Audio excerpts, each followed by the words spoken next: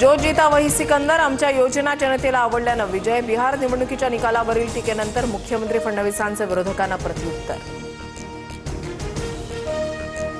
सरकारी तिजोरीमधून आचारसंहितेमध्ये 10,000 रुपये वाटणं कितपत योग्य? सत्ताधारी पैसे वाटून निवडणुकीला सामोरे जात असतील तर चिंताजनक.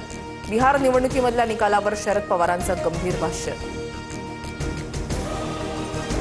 अजित पवारांकडून दिल्लीमध्ये अमित शहांची भेट. पार्थ पवारांच्या जमीन व्यवहार प्रकरणासंदर्भात चर्चा झाल्याची सूत्रांची माहिती.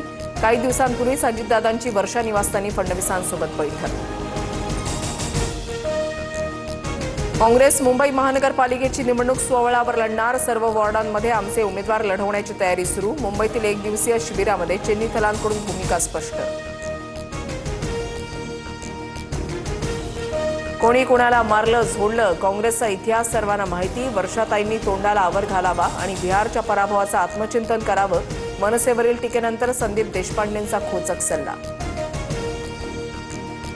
पिंपरी चिंचवड मनपा शिंदे सेना स्वबळावर लढण्याची शक्यता. पिंपरी चिंचवडच्या 128 जागा स्वबळावर लढण्याची आमची तयारी. वरिष्ठ निर्णय घेतील, खासदार श्रीरंग बारडेंचा दावा. दादांच्या राष्ट्रवादीला आव्हान. नगर परिषद निवडणुकीसाठी कागल तालुक्यामध्ये नवी राजकीय समीकरणं. हसन मुश्रीफांच्या विरोधात संजय मंडलिक आणि समरजित घाटगे एकत्र येऊन शड्डू ठोकणार. उत्तर नागपुरातील भाजपच्या माजी वॉर्ड अध्यक्षाची भरदिवसा हत्या. पैशाच्या जुन्या वादामधून हत्या झाल्याचा संशय.